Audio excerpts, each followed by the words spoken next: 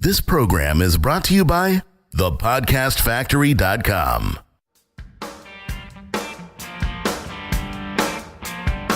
Hi, my name is Igor Kheifets, and this is The List Building Lifestyle, the only podcast which delivers cutting-edge conversion strategies from the online trenches straight to your earbuds. Download the transcript of today's episode and all future episodes at listbuildinglifestyleshow.com. I also invite you to grab a free copy of the Wealthy List Builder Survival Guide at listbuildinglifestyleshow.com/survival. And now, once again, it's time to claim your list building lifestyle. Welcome back to another edition of List Building Lifestyle with the guy who makes babies cry at coffee shops, Mr. Igor Kheifets. Hey, I did not make that baby cry. Allegedly. Allegedly. What did you do to that kid? You're like, hey, shut up, I'm on the air. That baby girl couldn't take the truth that, some traffic is fake. And that's how the world works. She has to accept it. Yeah, a little bit of cold hard truth for you.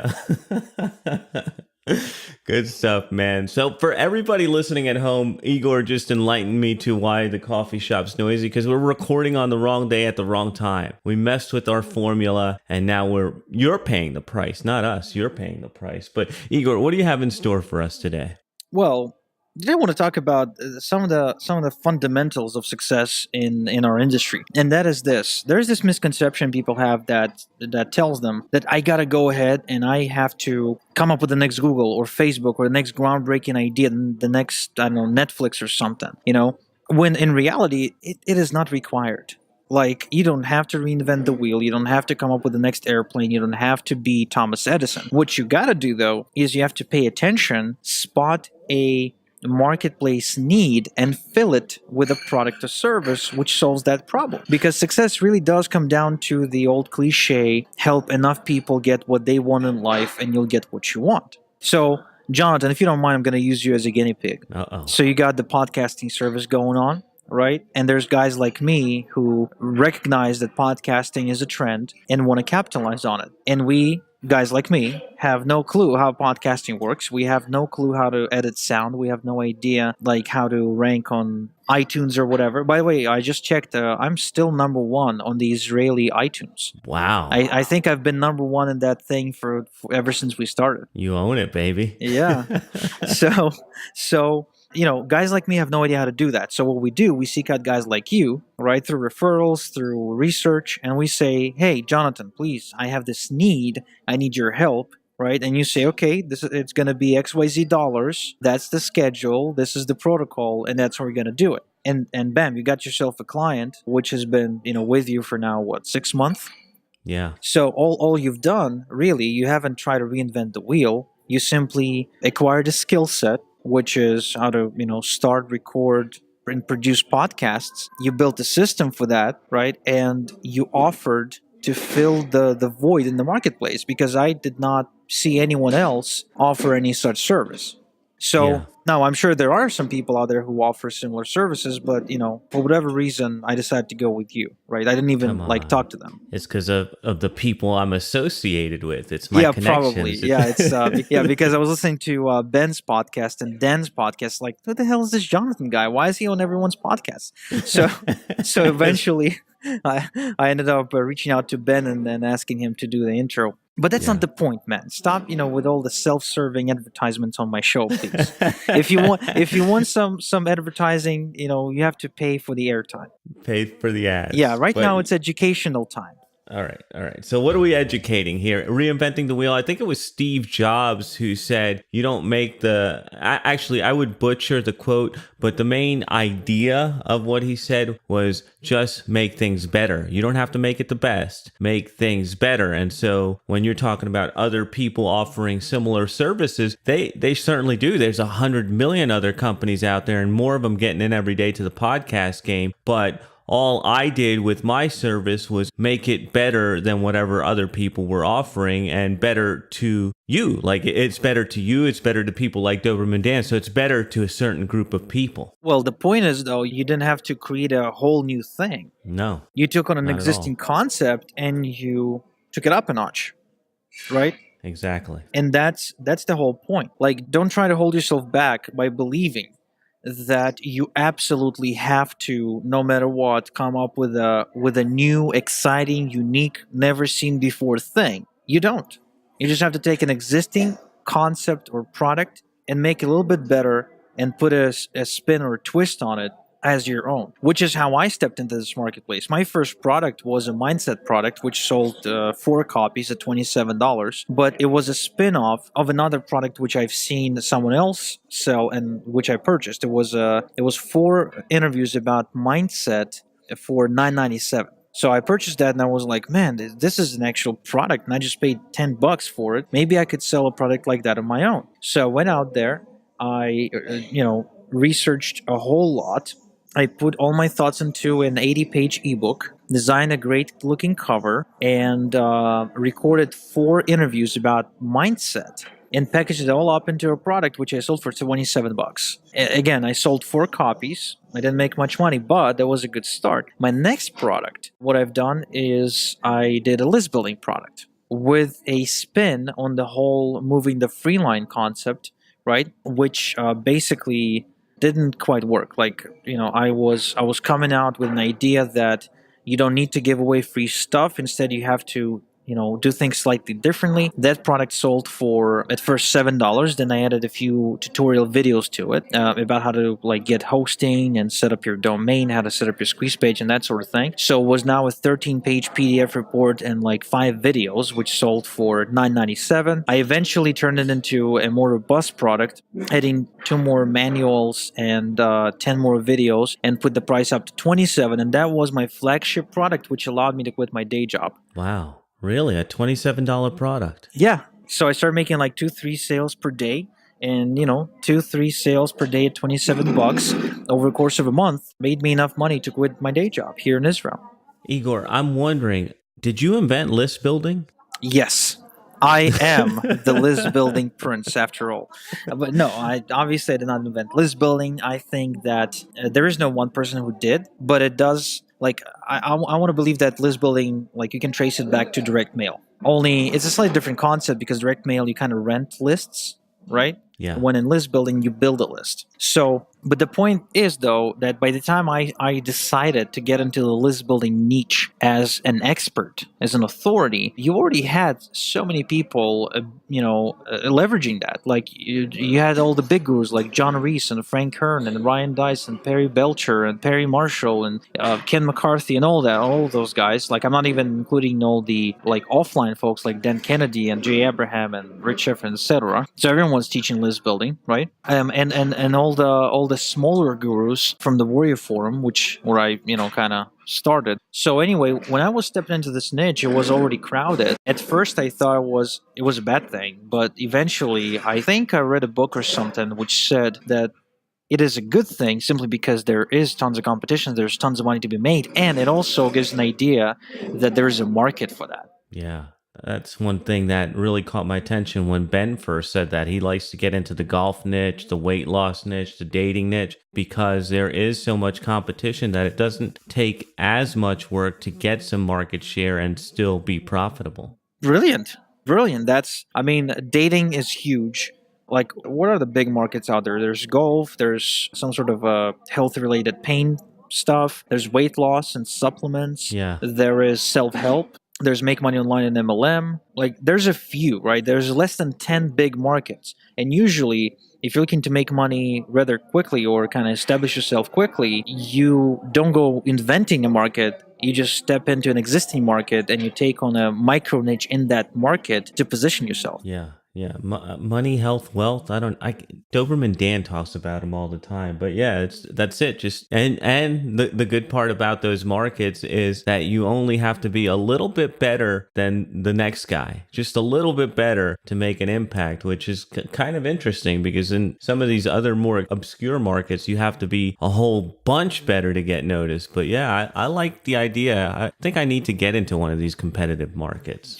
Well, yeah, I do agree with you that, depending on the market, it changes. Like, if you want to step into the dating market, it is so advanced that you have to be really good. Like, I don't think there's any more room in the dating market for people that are amateurs.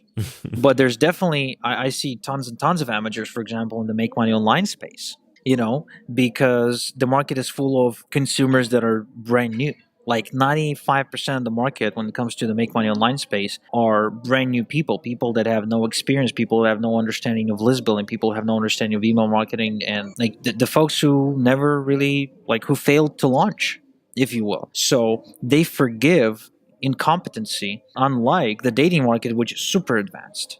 Like, even if all you do as a consumer get on YouTube and spend one day watching YouTube videos on dating and pickup artists, man, you're going to see how competitive the damn thing is. So obviously, do your research, but remember that all you're looking for is a need you can fill. That's all you're looking for. You don't look to reinvent anything. You're just looking to fill a need and help people solve a problem of some sort. And that is what's going to take you to making your first full-time income. There's something I always think about, and you mentioned it, is there's two ways to be an expert. You can be a research expert, as you were with the first or the mindset product. You went in there and you research, knew enough to write an 80-page ebook, or you can be a real world expert where you have real life experience. And that's something that I think people miss out on, is when you're first starting out, if you just do a ton of research, you can still put out a product, you can still be an expert. It's just a different kind of expert. Well, yeah, I remember speaking with, who was it? It was either Kevin Rogers or Andre Chapron. And one of them was studying John Carlton, like aggressively, like reading everything he was putting out, watching every single YouTube video, listening to every single interview recording, etc. And what they've done was just, they were simply posting to their blog whatever they were studying from John Carlton in their own words. And that's how they became an authority on the subject of copywriting. Simply by restating other people's teachings in their own way and field testing the knowledge in the marketplace, that's how they quickly rose up to become an authority, and that showed in the first affiliate promotion, which led to a huge paycheck. Man, I hadn't heard that story before. I'm going to have to go back and check that out. So basically, it comes down to what Ray Higdon calls the LDT model. I think he calls it that. Maybe I'm butchering, but it's called learn, do, teach. So you learn something, you go do it, and then you teach it to somebody else. And by doing so, you become experienced through theory, and at the same time, you're also doing it. So you're basically coming from a real place when you're teaching to other people. You're teaching from experience. That's an interesting concept, and I'm wondering why so many people, and I find it to be in many different markets, but why do people skip out on the do part? Fear of success, fear of failure. I think you got ideas for new episodes there, but have you noticed that too, where people actually skip out on the do, and maybe they go learn, teach, and there's no substance? Because we talked about unethical marketers, I think, in the last episode, and I feel like there's a lot of people out there that will skip out on the do. You see, but when they do skip out on the do element of this formula, it comes through in their marketing. That's one of the reasons why they can't really sell anything or can't really recruit anybody, because they don't do it from their core. Jonathan, it's funny, did you ever study body language, and specifically body language when a person's lying? Yeah, absolutely. So there's a great show, it's called Lie to Me.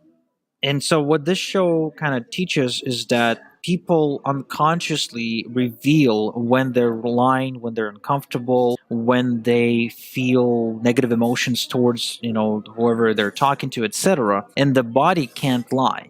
The body will give out these signals. So I believe that when someone markets or sells not from their core, their work gives out the signals, and the client, the prospect, can't really pinpoint the reason why they didn't purchase from them, but subconsciously they understand. That's interesting. I don't know if you've ever read it, but there's this great book called Everybody is Lying. And it's written by a former FBI profiler, but it gives you a lot of tips on people's body language and how they're lying. But I like the idea of it actually being in their copy and in their marketing, that discomfort that they're revealing they haven't put the work into the do portion of the LDT formula. Well, first off, thanks for the book recommendation. Remember how a couple episodes ago we spoke about why that people kind of jump from one thing to the next and never finish a product, etc. Yeah. Never finish going through something. So I just purchased another book, and I still got like 86 books to go through. But guess which book I'm gonna start tonight?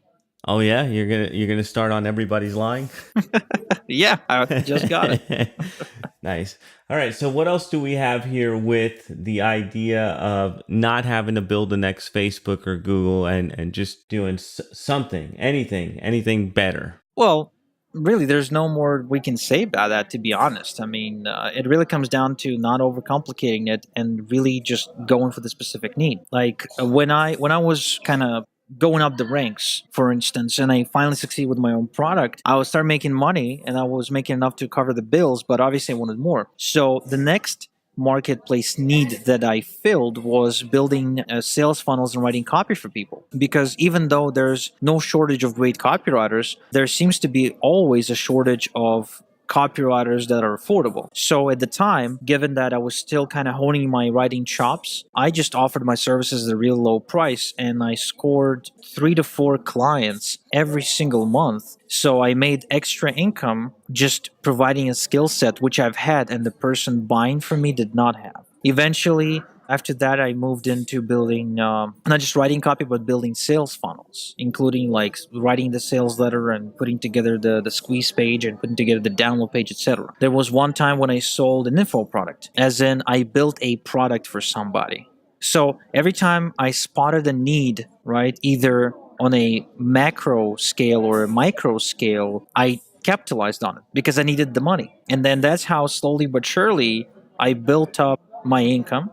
And eventually I dropped many of these services and moved into things that I truly enjoyed. But as I was, as I was climbing the ladder, right, I simply went for those specific, needs that I realized I could fill. And that's it. That was my philosophy at the time, just constantly in search of opportunities where I could be of help to people. I like the idea of taking on clients to bolster up your do muscle. That way you got some experience and it was on other people's stuff. You got to get some feedback on the work you were doing and see some results. And eventually you moved out of all of that and into all your own stuff. But it definitely, I imagine it had a big impact on how you market and how you do stuff today. So that's a cool little piece of advice there, Igor. What do you have coming up for us next time? Well, first up, before I share what we got coming up next time, you're absolutely right, man. I was getting paid to get better. I was forced outside of my comfort zone. So overall, these experiences have led to the creation of the list building prince. So you are owning that one. yeah, it's sticking, man. It's sticking. So next time we're hosting Matt Trainer. And this is a guy who, for most people doesn't need no introduction. However, just in case you don't know, Matt Trainer is one of the first internet marketers to ever work in Hollywood. He built drphil.com.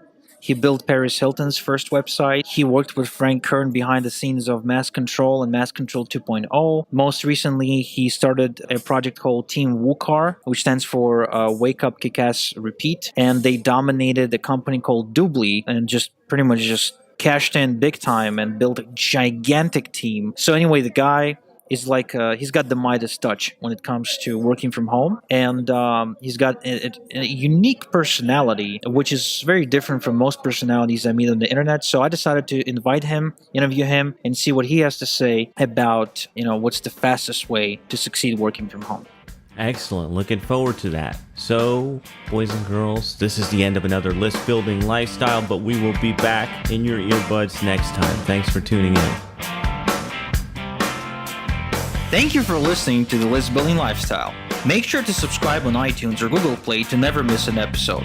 Because who knows, just one conversion tactic we share on the show might double your list and double your business.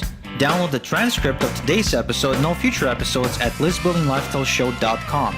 And don't forget to claim your complimentary copy of the Wealthy List Builder Survival Guide at listbuildinglifestyleshow.com/survival. This is Igor Kheifets, and until next time we talk, have a good one.